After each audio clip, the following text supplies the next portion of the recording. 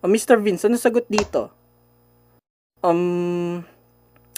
Nakakahiya kay Crush. Simpleng tanong, di ko alam ang sagot. Ba yan? Simpleng tanong, di alam? Kainis, minus points pa tuloy ako sa kanya. O Miss Mendez, anong sagot dito? Parang may binubulong-bulong ka eh. Ako ma'am? Hindi, yung nanay mo. Malamang ikaw lang naman Mendez dito. Di ko rin po alam eh. Alright. It's hot. I mean, nag-aaral naman ako palagi. Ha? I mean, nag-aaral naman ako palagi. Ha? I mean, nag-aaral palagi. Oo na, minsan. I mean, minsan na nga lang ako mag-aral, tapos pag nagkataon pa na alam ko yung sagot, saka naman ako hindi matatawag. Sino pumatay kay Lapu-Lapu? Uy, alam ko yan. Yan lang tangi kong nabasa kagabi. Maybe this is my time to shine. Ma'am, ako ma'am. Hindi, mamimili ako ng random dito sa class record ko. Okay, Mr. Albert, sino pumatay kay Lapu-Lapu? Hindi ko po alam, ma'am eh. Basta wala pong kinalaman dyan. Ha? Anong kinalaman? Tiyatanong lang kita sino pumatay dito kay Lapu-Lapu. Bakit yung nga po ako tiyatanong? Sabi nang wala akong kinalaman eh. Ha? Anong ha? Anong ha? Ha? Ha? Ha? Ha? Ha?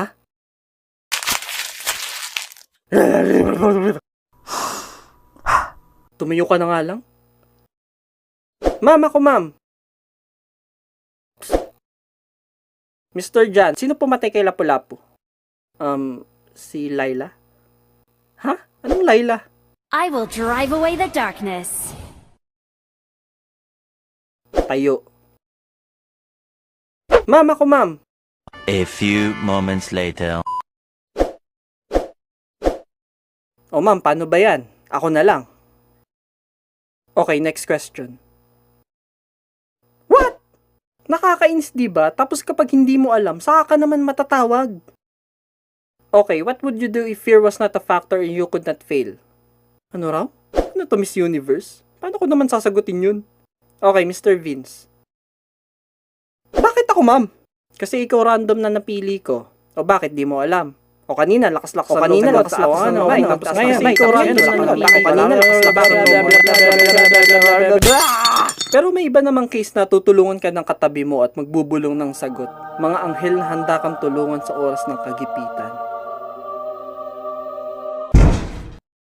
Okay, Mr. Vince, what is science? Patay, di ko alam. Systematized body of knowledge acquired through various processes such as observation, experiences, and experiments in order to formulate a verifiable conclusion or law that serves as a basis of technology for the benefit of the mankind. Bait mo talaga, classmate. Teka, ano ulit yung sinabi niya? Pero kung may maanghel, syempre hindi mawawala ang mga demonyo. Demonyo na bubulungan ka ng iba't ibang kalokohan para ipahiya ka lalo. Oy, pre, tayo dyan. Okay, Mr. Vince, what is science? Patay, di ko alam. Science is... may narinig akong bulong ng kasagutan. Science is our subject. Subject for today. To? Get out. Kidding aside, kung estudyante pa kayo, wag na wag kayo mahihiya magtaas ng kamay.